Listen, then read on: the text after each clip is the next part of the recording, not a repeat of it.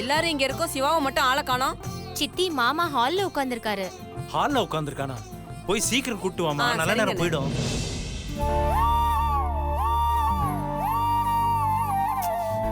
மருமகனே என்ன இங்க உட்காருறீங்க? இப்ப எதுக்கு மாலையை கட்டுறீங்க? இங்க வந்து என்ன பண்ணிக்கிட்டு இருக்கீங்க? பொண்ணு மாப்பிள்ள வீட்டுக்குள்ள வந்தது நேரா பூஜை அறைக்கு தான் போகணும். விவரம் இல்லாத பிள்ளையா இருக்கீங்களே. சரி சரி ஏஞ்சி வாங்க, சாமிக்கு முன்ன வாங்க மாப்பிள்ள. அத்தை விடுங்க அத்தை, இப்பதானே ஃபார்மாலிட்டிஸ் அதுன்னு எல்லாம் முடிச்சுங்க. மறுபடியும் என்ன அதெல்லாம் எதுவும் வேணாம். நான் கொஞ்சம் ரெஸ்ட் எடுக்கணும், எனக்கு ஆபீஸ் போற வேலை எல்லாம் இருக்கு. என்னது ஆபீஸ் போற வேலை இருக்கா? இன்னும் 10 நாளைக்கு ஆபீஸ்க்கு மட்டும் இல்ல, ஆபீஸ் சம்பந்தமான எந்த வேலையும் நீங்க பார்க்க கூடாது. 10 நாளைக்கு உங்க பொண்டாட்டி மூஞ்சி தான் பாத்துக்கிட்டு இருக்கணும், புரிஞ்சுதா? அங்க பாருங்க, அந்த பொண்ணோட முகம் எவ்வளவு லட்சணமா இருக்கு.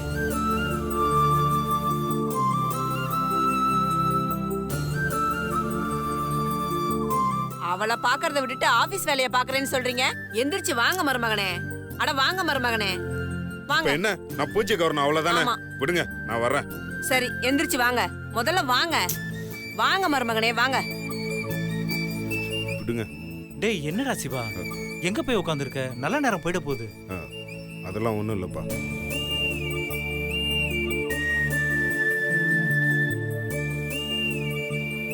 சரி பூஜை பண்ண வந்துட்டோம். ஆனா யார் முதல்ல விளக்கேத்துறது? வயசுல பெரியவளான சுந்தர் பொண்டாட்டி மீனாட்சியா, இல்ல வயசுல சின்னவளா இருந்தாலும் மூத்த பையன் சிவாவை கல்யாணம் பண்ணிக்கிட்ட சக்தியா?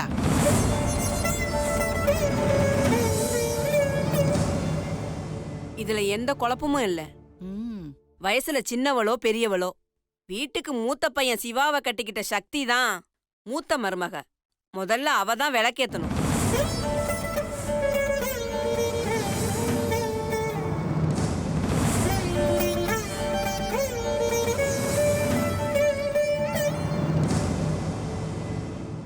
ஆமா ஆமா, மூத்த மருமக தான் விளக்கேத்தணும். அதுலயும் நம்ம சக்தி ரொம்ப அதிர்ஷ்டசாலி.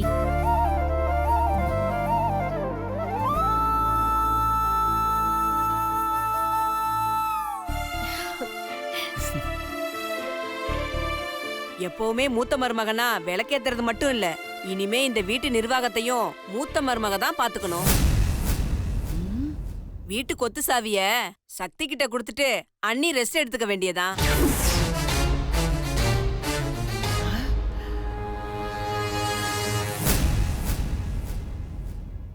இனிமே அண்ணி எது வேணும்னாலும் மருமகளை கேட்டுதான் செய்யணும். என்ன நீ, நான் சொல்றது சரிதானே? அம்மாடி சக்தி, நீ போய் விளக்கேத்துமா.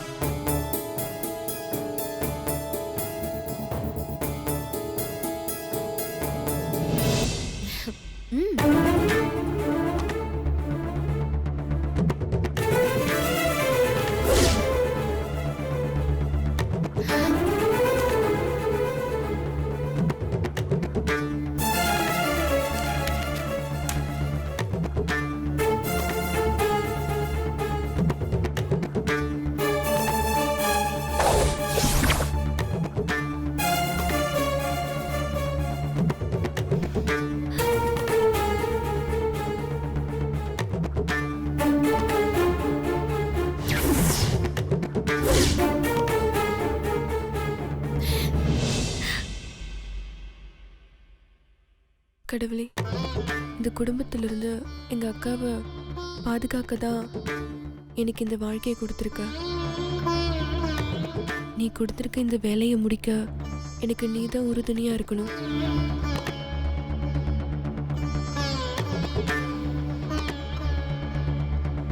எந்த கஷ்டமா இருந்தாலும் அதை எனக்கு கொடுங்க. எங்க அக்கா வாழ்க்கையில எந்த கஷ்டமும் வராம நீங்க தான் பாத்துக்கணும்.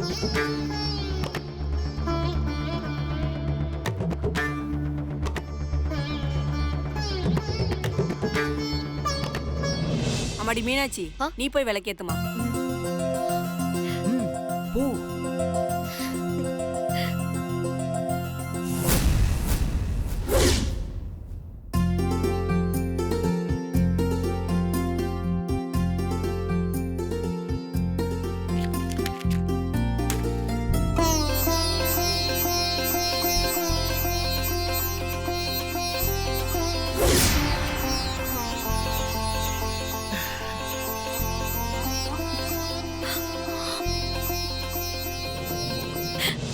சாமி, ஏன் வாழ்க்கை நல்லா இருக்கணும்ன்றதுக்காக சக்தி அவ வாழ்க்கையை தியாகம் பண்ணிருக்கா. அவ நல்லா இருக்கணும். அவளுக்கு எந்த கஷ்டமும் வரக்கூடாது. எந்த கஷ்டமா இருந்தாலும் எனக்கு கொடு. ஆனா எந்த காரணத்தை கொண்டும் சக்திக்கு எந்த கஷ்டத்தையும் கொடுத்துறாதீங்க. எனக்கு அதுவே போதும்.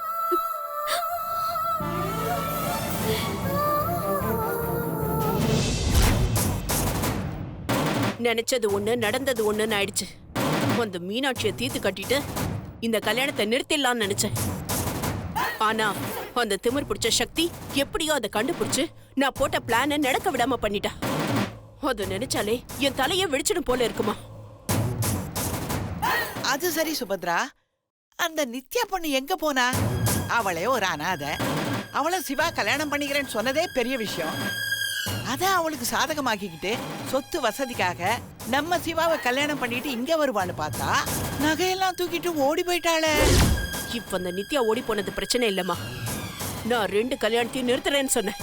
ஆனா அந்த சக்தி என்கிட்ட சேலஞ்ச் பண்ணி இந்த கல்யாணத்தை நடத்தி காட்டிட்டாமா. ஆமா சுபத்ரா, அவ பார்க்கத்தான் சின்ன பொண்ணு, ஆனா ரொம்ப டேஞ்சரானவ. சிவாவை ரூமு கூட்டிட்டு போய் என்ன சொன்னாலோ என்ன மந்திரம் போட்டாலோ தெரியல.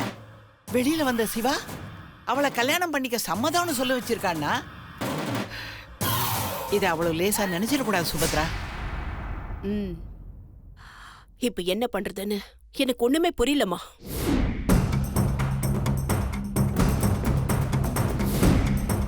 எனக்கு தெரிஞ்சு அவ அக்கா வாழ்க்கைக்காக தான் சிவாவை கல்யாணம் பண்ணிட்டு வந்திருப்பான்னு நான் நினைக்கிறேன். அவ யாருக்காக கல்யாணம் பண்ணியிருந்தாலும் நஷ்டம் என்னமோ நமக்குதாம்மா. சிவாவுக்கு இந்த ஜென்மத்துல கல்யாணம் பண்ணி வைக்க கூடாது.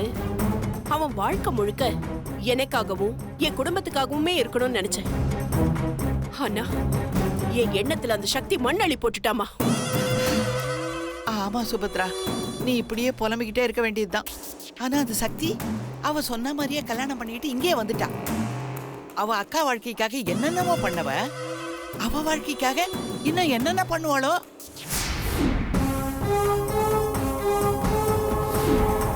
இன்னைக்கு கல்யாணம் பண்ணிக்கிட்டு இந்த வீட்டுக்கு வந்து மூத்த மருமகன்னு விளக்கேத்தனா நாளைக்கு சிவாவோட மனைவியா இங்க இருக்கிற எல்லாத்தையுமே அவ கட்டுப்பாட்டுக்குள்ள வச்சுக்குவா. அதுக்கப்புறமா சிவா உன்னை அம்மான்னு பாப்பான்னு நினைக்கிறியா? ஆனானப்பட்ட அந்த விஸ்வாமித்திரரே ஒரு பொண்ணுக்காக தன்னையே மறந்துட்டாரு. இந்த சிவா எம்மாத்திரமா? மூத்த மருமகளும் அவதான், இந்த வீட்டுக்கு உரிமையானவளும் அவதான், அதிகாரம் செய்ய போறதா அவதான். நீ இப்படியே இருந்தேன்னா உன்னை கட்டுப்படுத்த போறதா அவதான்.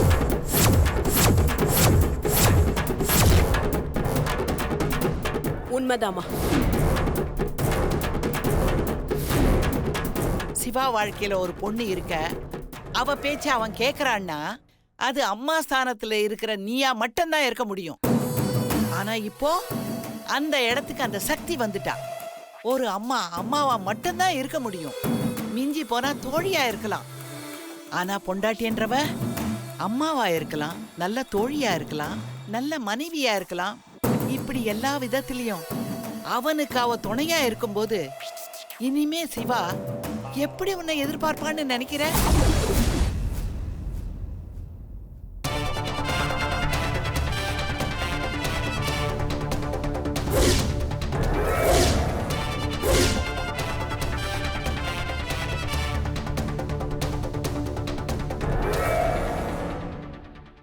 என்ன ஆண்டி 2 பேரும் ஏதோ சீரியஸா பேசிட்டு இருக்கீங்க போல இருக்கு. அது இல்ல, அதெல்லாம் ஒண்ணும் இல்ல. எல்லாமே ரொம்ப நல்ல விதமா முடிஞ்சதுல ஆண்டி.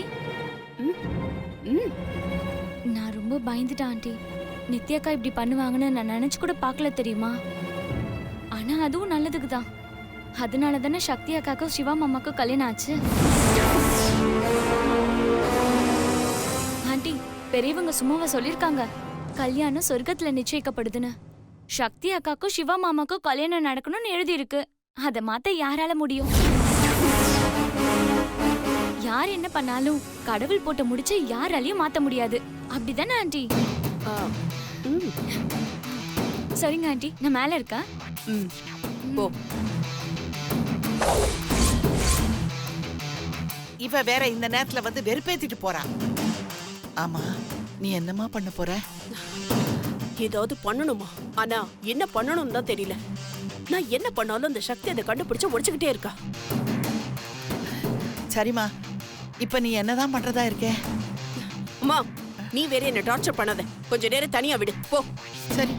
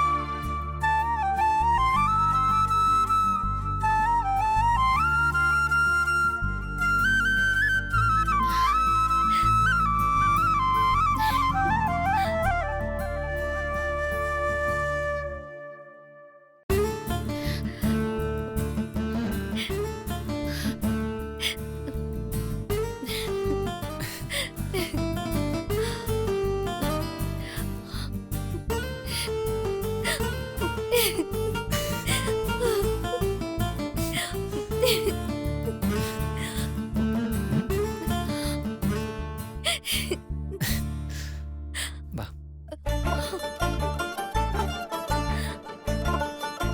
உட்கார்.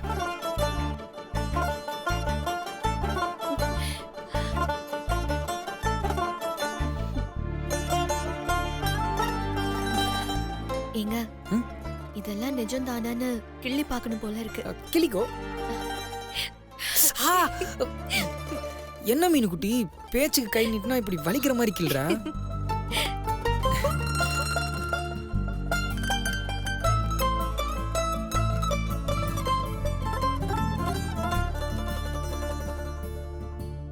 நீ இந்த மாதிரி என் ரூம்குள்ள வந்து பக்கத்துல உட்காந்து பேசுற மாதிரி நிறைய கனவு கண்டிருக்க. அது இன்னைக்கு தான் நிஜமா இருக்கு மீனுக்குட்டி. இந்த ரூம்ல இருக்க எல்லா பொருளும் வேணா நீ கேட்டு பாரு. நான் அதிகமா பேசின வார்த்தை மீனுக்குட்டி மீனுக்குட்டி மீனுக்குட்டி மட்டும்தான். இந்த ரூம் ஃபுல்லா நீ மட்டும்தான் நிறைஞ்சிருக்கு. ஒரு மனுஷனுக்கு சந்தோஷத்தோட உச்சம் என்னன்னு தெரியுமா? ஒன்று அவனுக்கு பிடிச்ச வேலையை செய்யறது, இன்னொன்று அவனுக்கு பிடிச்ச பொண்ணை கல்யாணம் பண்ணிக்கிறது. எனக்கு பிடிச்ச வேலைன்னு எதுவும் இல்லைன்னு உனக்கே நல்லா தெரியும். ஏன்னா என் மொத்த சந்தோஷமே உன்னை கல்யாணம் பண்றதுதான் மீனுக்குட்டி.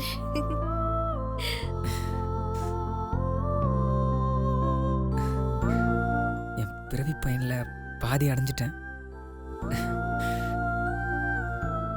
மீதி பாதிய இன்னைக்கு ராத்திரி அடைஞ்சிருவேன். என்ன வந்ததுல இருந்து நான் தான் பேசிட்டு இருக்கேன், நீ எதுவுமே பேச மாட்டேங்கிற? அப்படிலாம் இல்லைங்க, எனக்கு கொஞ்சம் பதட்டமா இருக்கு. பதட்டமாவா? உடம்புக்கு ஏதாவது பண்ணுதா? டாக்டர்கிட்ட போலாம் வா. ஆ, ஆ, இல்ல இல்ல, இது அந்த மாதிரி பதட்டம்லாம் இல்ல. உள்ளுக்குள்ள சந்தோஷத்தோட உச்சத்துல இருக்கேன். அதான் என்ன பேசுறது எது பேசுறதுன்னே தெரியல. ஆனா நிறைய பேசணும் போல இருக்கு. எங்க நான் பேசினா அழுதுருவணும்னு பயமா இருக்கு. மீன்குட்டி, இனிமே நம்ம அழுறதுக்கு எதுவுமே இல்லை மீன்குட்டி. எல்லாமே முடிஞ்சு போயிடுச்சு. நம்ம நிறைய அனுபவிச்சிட்டோம், நிறைய கஷ்டப்பட்டுட்டோம். இனிமே நீ வேணா பாரு, நமக்கு நடக்கிறது எல்லாமே நல்லதாக தான் நடக்கும்.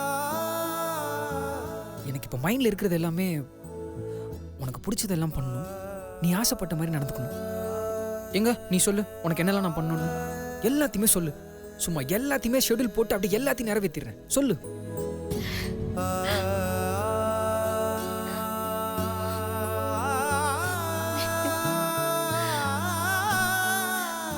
தினமும் காலையில நீங்க எழுந்துக்கும் போது உங்களுக்கு காஃபி போட்டு கொடுக்கணும். அதுக்கப்புறம் நீங்க குளிக்கும் போது டவல் கொடுக்கணும். முடிஞ்சா நீங்க குளிக்கும் போது குட்டி குட்டியா ஹெல்ப் பண்ணணும். அப்புறம்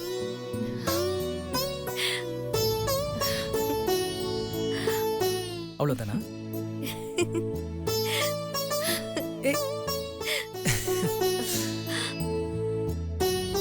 சொல்லு மீனாட்சி. அதுக்கப்புறம் காலையில உங்களுக்கு சமைக்கணும். சமைச்சதை உங்களுக்கு பரிமாறணும். அதை லஞ்சுக்கு கட்டி கொடுக்கணும். நீங்க ஆபீஸ்க்கு போனதுக்கு அப்புறம் அப்பப்போ ஃபோன் பண்ணி பேசணும். நீங்க சாயந்தரம் வீட்டுக்கு வரும்போது நீங்க ஆசையா வாங்கிட்டு வர மல்லிகைப்பூவை தலையில வச்சுக்கிட்டு கொஞ்ச நேரம் உங்ககிட்ட பேசணும். அதுக்கப்புறம் ராத்திரி உங்களுக்கு டிஃபன் பண்ணணும். அதை நானே உங்களுக்கு ஆசையா பரிமாறணும். அதுக்கப்புறம் உங்க கூட படுத்து தூங்கணும். அவ்வளவுதான். மீனுக்குட்டி, இதுதான் எல்லா பொண்ணுங்களும் செய்வாங்க. வேற ஏதாச்சும் சொல்ல. அதுவும் இல்லாம நீ சொல்றது எல்லாமே நீ எனக்கு செய்யற மாதிரி தான் இருக்கு. மீனுக்குட்டி, இதுல நான் உனக்கு எதுவும் செய்யற மாதிரி இல்லையே. எனக்கு பிடிச்சது எல்லாமே நீங்க மட்டும்தாங்க. நான் உங்களை பார்க்கணும், பார்த்துக்கிட்டே இருக்கணும், உங்க கூட பேசணும், உங்களுக்கு பிடிச்சதெல்லாம் செய்யணும், உங்க கூட சேர்ந்து தூங்கணும். அவ்வளோதாங்க. இல்ல மீனுக்குட்டி, இது பொதுவா பொண்ணுங்களுக்கு இருக்கிற ஆசை தான். அதை தாண்டி உனக்குன்னு பெருசா ஆசை எதுவும் இல்லையா? அதை சொல்லு. பெருசா ஆசை? அதான் சொல்லு சொல்லு. ஆசைனா அந்த மாதிரி எதுவும் இல்லைங்க. எதுவுமே இல்லையா? கொஞ்சம் யோசிச்சு பாருங்க, ஏதாச்சும் இருக்கும். அந்த மாதிரி எதுவுமே இல்ல. என்ன மீனுக்குட்டி, எதுவுமே இல்லைன்னு இப்படி உப்பு சாப்பிட இல்லாம சொல்லிட்ட. நீ ஏதாச்சும் பெருசா ஆசை வச்சிருப்ப, அதை உனக்கு அப்படியே செஞ்சு அசத்தணும்னு நான் நினைச்சிட்டு இருந்தேன். நீ என்னடானா டெய்லியும் ஆஃபீஸ் போயிட்டு வாங்கன்னு சொல்லிட்டு இருக்க. எனக்கும் பெரிய ஆசை இருக்குங்க. என்ன சொல்லு. எனக்கு மட்டும் இல்ல, பொதுவா லவ் பண்ற எல்லா பொண்ணுங்களோட உச்சபட்ச ஆசை என்ன தெரியுமா? தான் விரும்புறவனை கல்யாணம் பண்ணிக்கணும், அவனோட குழந்தைய வயித்துல சுமக்கணும், அதை பெத்து தரணும். இதாங்க.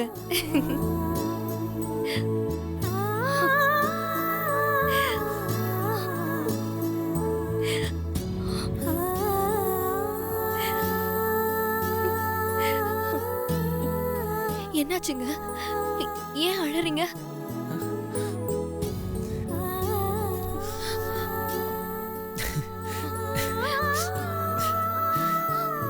இல்ல மீனுக்குட்டி, எங்க நீ எனக்கு இல்லாம போயிடுவியோன்னு பல நாள் நான் அழுதுருக்கேன்.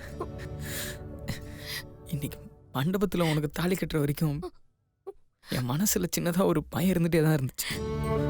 நம்ம கல்யாணம் நின்றுடக்கூடாதுன்னு உள்ளுக்குள்ள நான் அப்படியே புளிங்கிட்டே தான் இருந்தேன்.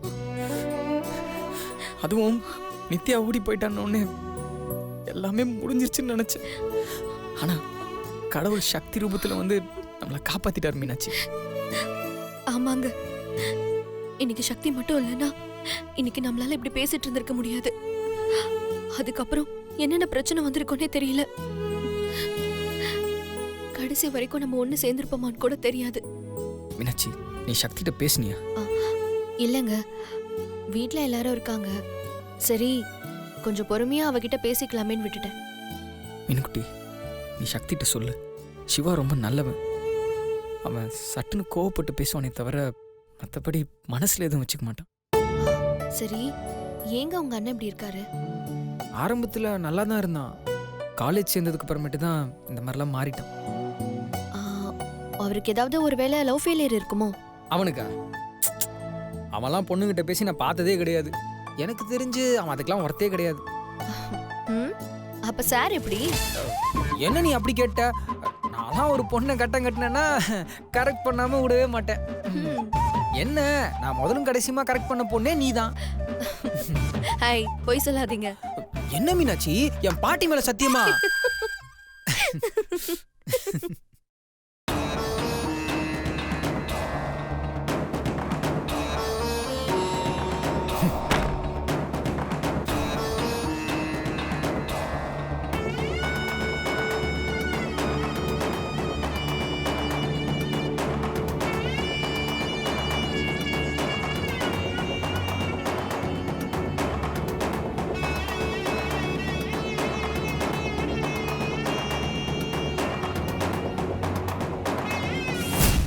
ஒழுங்கா வெளியில போய் சிவாவை கல்யாணம் பண்ணிக்க எனக்கு இஷ்டம் இல்லைன்னு சொல்றேன்.